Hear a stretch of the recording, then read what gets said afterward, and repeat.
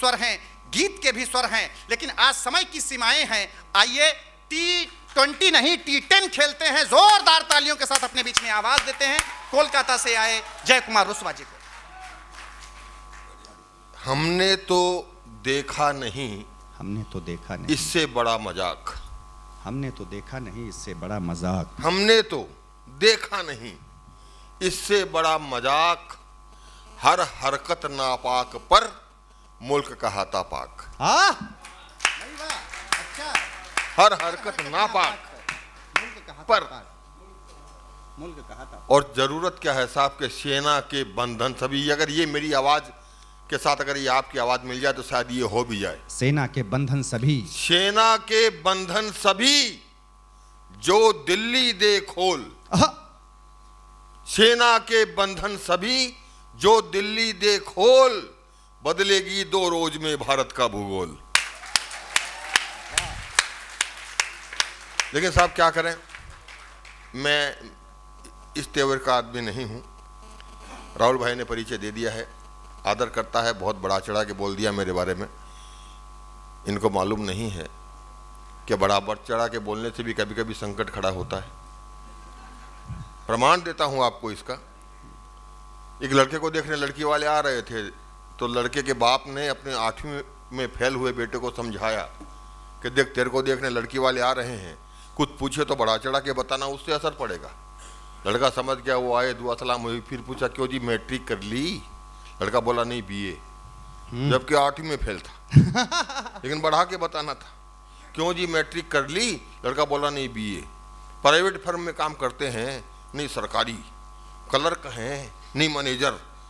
तनख्वाह तो 2,500 तो होगी। लड़का बोला 5,000। तब तक उसको खांसी आ गई, तो उन्होंने पूछा जुखाम है? लड़का बोला नहीं TB। तो बढ़ा चढ़ा के बताने से भी संकट होता कभी कभी खड़ा। और मुझे साहब एक कुलपति जी को नमस्कार करता हूं मैं। संचालन कर रहे थे भाई साहब, तो कह रहे थे हमारे मुखिया जी, आप मुखिया जी बोले उधर ताली बजे, आप मुखिया जी बोले उधर ताली बजे। तब मेरे को एक दोहा निकल गया, आपके सम्मान में वो दोहा पढ़ता हूँ, उसके बाद आता हूँ अपने तेवर पे कि आप जब मुखिया जी का संबोधन होता तो ताली क्यों बजती? कि करवाती है गांव से आदर भरा सलूक, करवाती है गांव से आदर भरा सलूक, मुखिया जी के हाथ की भरी हुई बंदूक।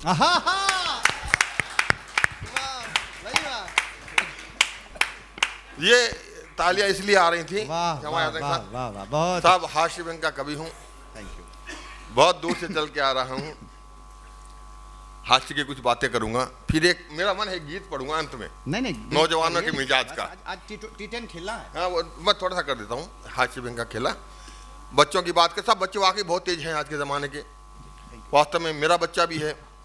एक दिन मुझसे पूछने लगा, बोला पापा ये कवि लोग कविता क्यों लिखते हैं? मैंने कहा तू क्यों पूछ रहा है? बोला नहीं मेरे को बताओ कवि लोग कविता क्यों लिखते हैं। मैंने कहा यार इसका जवाब तो कोई गधा भी दे देगा। बोला तभी तो आपसे पूछ रहा हूँ। बोला आजकल के बच्चे साहब इतने तेज हैं कि 1 मिनट में निपटा दिए अच्छे को। कोई माई का लाल है नहीं कि उनको, लेकिन क्यों एक चैनल देखने वाले बच्चे हैं, महिलाएं भी बैठी हैं। मैं आपसे एक सवाल करना चाहता हूँ छोटा सा। आप भी बच्चे को स्कूल भेजते होंगे तो टिफिन देते होंगे। बच्चे का IQ लेवल कितना हाई हो गया आजकल के बच्चों का। माँ ने बड़ा अच्छा टिफिन बना के दे दिया, बच्चा स्कूल ले गया, टिफिन इतना अच्छा बना था कि उसकी खुशबू से मास्टर जी परेशान, पढ़ाने में दिल न लगे मास्टर जी का। बर्दाश्त नहीं हुआ तो बच्चे का टिफिन मास्टर जी खा गए। फिर घबराए कि घर में जाके बोल देगा तो बड़ी परेशानी होगी, बस फजीयत हो जाएगी। तो बच्चे का थोड़ा डराया, थोड़ा समझाया, घर में मत बताना। बोला ठीक है सर जी नहीं बताऊंगा। फिर बोले अच्छा अगर मम्मी ने पूछ लिया तो क्या कहोगे? बच्चा बोला बोल दूंगा कुत्ता खा गया। ये बच्चों का IQ लेवल है। तो पप्पू की साहब वास्तव में इतने तेज बच्चे कि 1 मिनट में निपटा दिए अच्छो। तो उनसे तो संभल के बात करनी ज़्यादा अच्छा लगता है कि पप्पू की कितना IQ लेवल बच्चे का कितना हाई हो गया है कि पप्पू की पापा से हो गई लड़ाई। पप्पू की पापा से हो गई लड़ाई, पापा ने कर दी पप्पू की पिटाई। बच्चे का आईक्यू लेवल हाई लेवल तक जाए तो मेरे पास फिर हाई लेवल की आपकी तालियां भी आनी चाहिए। सुनिएगा कि पप्पू की पापा की हो गई लड़ाई, पापा ने कर दी पप्पू की पिटाई।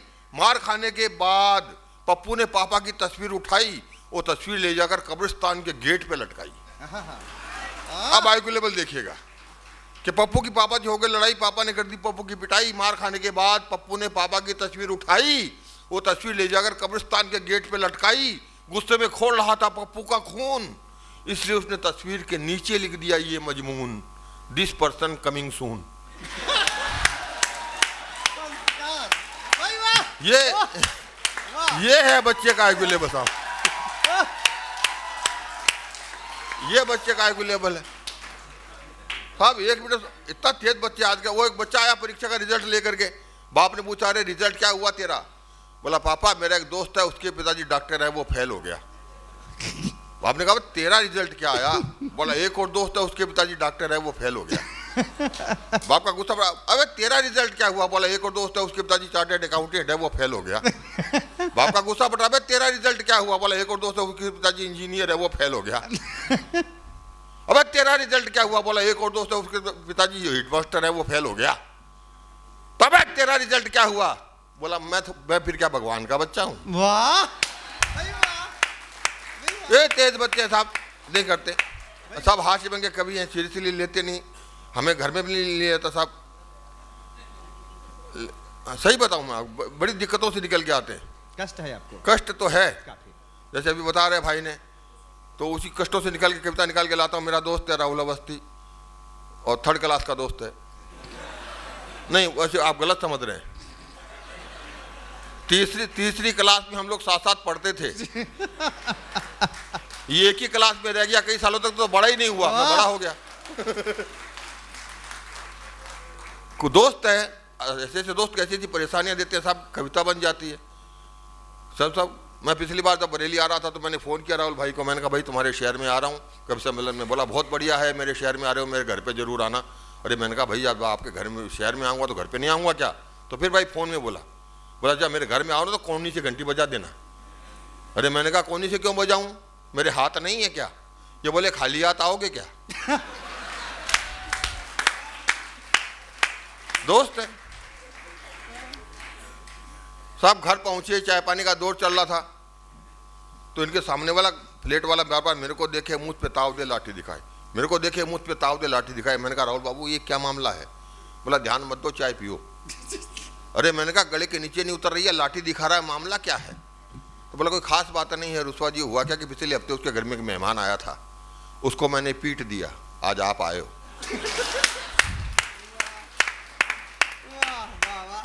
ऐसे दोस्त कैसी कैसी परेशानियां खड़ी करते हैं, तो वहां से कैसी कविता निकलती है जी कि मैं अपने दोस्त के साथ जा रहा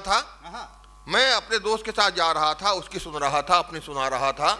चलते चलते मिठाई की दुकान आई, चलते चलते मिठाई की दुकान आई, देखते ही दोस्त ने प्रेम की गंगा बहाई और पूछा रुस्वा जी रसगुल्ले खाओगे?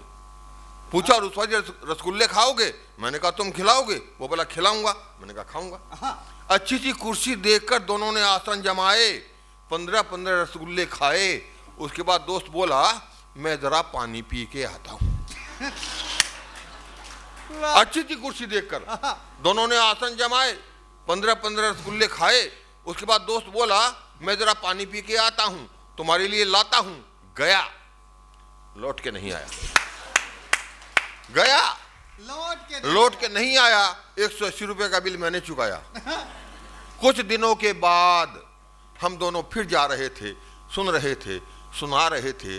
चलते चलते मिठाई की दूसरी दुकान आई, देखते ही दोस्त ने प्रेम की गंगा जमुना दोनों बहाई और पूछा रुस्वा जी पेड़े खाओगे? पूछा रुस्वा जी पेड़े खाओगे? मैंने कहा खाऊंगा, लेकिन इस बार पानी पीने में जाऊंगा। वाह, खाऊंगा।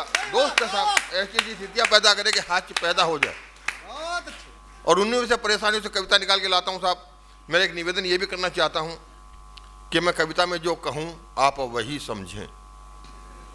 नहीं, इसमें हंसने की बात नहीं है। जिंदगी में कई बार ऐसे पल आते हैं कुलपति साहब कि कहने वाला कह कुछ रहा होता है, समझने वाला समझ कुछ रहा होता है। इसका प्रमाण देता हूं आपको कि प्रेस वालों ने चर्च के पादरी का इंटरव्यू लिया, कहने वाला कह कुछ रहा हो, समझने वाला समझ कुछ रहा है। कि प्रेस वालों ने चर्च के पादरी का इंटरव्यू लिया और उनसे सवाल किया, sir what is your hobby? वो बोले नन। बाद में समझ में आएगी। कहने वाला कह कुछ रहा है, समझने वाला समझ कुछ रहा है। एक भिखारी पहुंच गया सेठ जी की दुकान पे, जाके बोला 2 दिन से भूखा हूं, खाना खिला दीजिए, भगवान भला करेगा। सेठ जी बोले टमाटर खाओ। बोला बाबू आटे की तो व्यवस्था हो नहीं पाती है, टमाटर कहाँ से खाऊंगा? तो मुनीम जी ने बताया कि सेठ जी तुतलाते हैं, ये कहते हैं कमाकर खाओ। कहने वाला कह कुछ रहा है, समझने वाला समझ कुछ रहा है। और साहब इससे बढ़िया तो मेरे पास उदाहरण है नहीं। अगर मजे का उदाहरण हो, आनंद का, भरपूर आनंद का उदाहरण हो तो भरपूर आनंद की तालियां मुझ तक दीजिएगा। समय मेरे को बहुत सीमा में बांध दिया गया है। इससे बढ़िया उदाहरण मेरे पास नहीं है कि कहने वाला क्या कुछ रहा हो, समझने वाला समझ कुछ रहा है। यहाँ 2, 4, 5, 10 आदमी जरूर होंगे ऐसे जो सुबह मॉर्निंग वॉक करते होंगे। एक बुढ़ा बुढ़ी पति पत्नी मॉर्निंग वॉक करते थे। क्योंकि बुढ़ा बुढ़ी थे, थोड़ी दूर चले, थक गए तो बैठ के सुस्ताने लगे। जब वो सुस्ता रहे थे बैठ करके, तो उनके सामने से एक 18-19 साल की लड़की इतना सा हाफ पैंट पहने, इतना सा टॉप पहने दौड़ती हुई सामने से निकल गई। उसको देख के बुढ़िया ने नाक चढ़ाई और कहा, छी कैसी दिख रही है, मैं अगर ऐसी दिखूं तो घर से न निकलूं। बुढ़ा बोला, अगर तू ऐसी दिखे तो फिर मैं भी घर से न निकलूं। तो कहने वाला कह कुछ रहा है और समझने वाला समझ कुछ रहा है। कुछ और समझ। हाँ, ये तो बस यही है, मेरे पास कुछ नहीं। हमें भी फिर व्यंग अपनी भाषा में देश की बात करनी पड़ती है। हम व्यंग्य की भाषा में करते हैं। क्यों करते हैं व्यंग्य की भाषा में? वो 3 कैदी जेल में मिले, दुआ सलाम हुई तो एक ने पूछा, आप क्यों पकड़े गए, आप क्यों पकड़े गए, आप क्यों पकड़े गए? दुआ सलाम के बाद तो एक बोला वो बलेश्वर पांडे चुनाव में खड़े हुए हैं ना, मैं उनके पक्ष में चुनाव प्रचार कर रहा था, दंगा हुआ, पकड़ा गया। दूसरा बोला, आप क्यों पकड़े गए? बोला, मैं बलेश्वर पांडे के विरोध में चुनाव प्रचार कर रहा था, दंगा हुआ, पकड़ा गया। तीसरा चुपचाप बैठा था। तो दोनों ने मिलके पूछा, भाई साहब आप क्यों पकड़े गए? वो बोला, मैं बलेश्वर पांडे हूं। तब हमें व्यंग लिखना पड़ता था।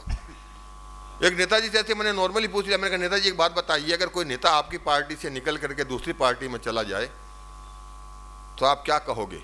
नेताजी क्रोध में बोले, गद्दार।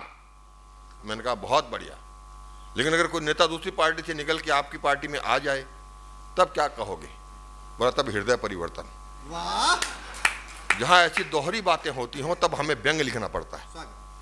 पहले 2 पंक्तियां देता हूं एक व्यंग्य की। हमें क्यों लिखना पड़ता है कि उन्होंने कानून को धृतराष्ट्र बताया। उन्होंने कानून को, सब बारीक विधा होती है, उसमें संकेत होता है।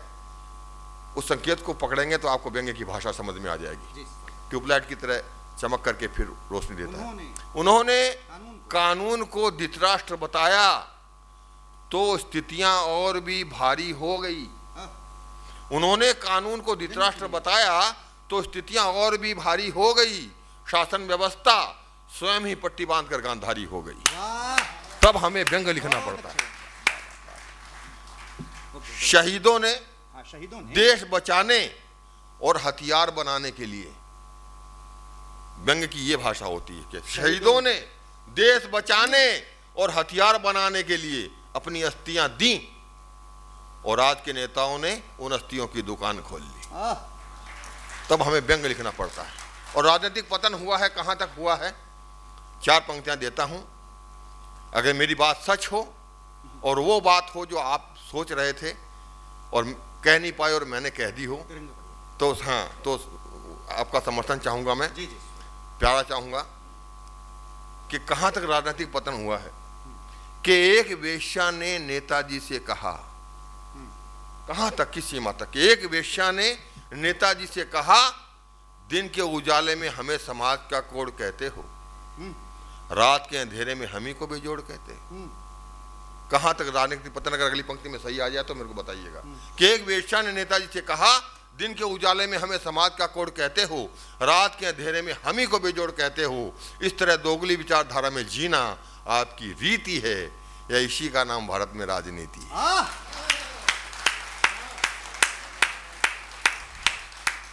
तब एक छंद के बाद में कविता में आता हूं। एक छंद, नेताजी की बात चली कि गांव वालों ने सोचा समाज की सेवा के लिए चंदा जमा करके भवन बनवाएंगे। गांव वालों ने सोचा समाज की सेवा के लिए चंदा जमा करके भवन बनवाएंगे जिसमें पारिवारिक अनुष्ठान, पूजा, शादी, ब्याह संपन्न सुगमता से सभी कर पाएंगे। और उद्घाटन कराएंगे नेताजी से, तो वो भी सरकारी अनुदान दिलवाएंगे। मैंने कहा लोहा ईंट सीमेंट लगा लें आप, नेताजी तो आके बस चूना ही लगाएंगे।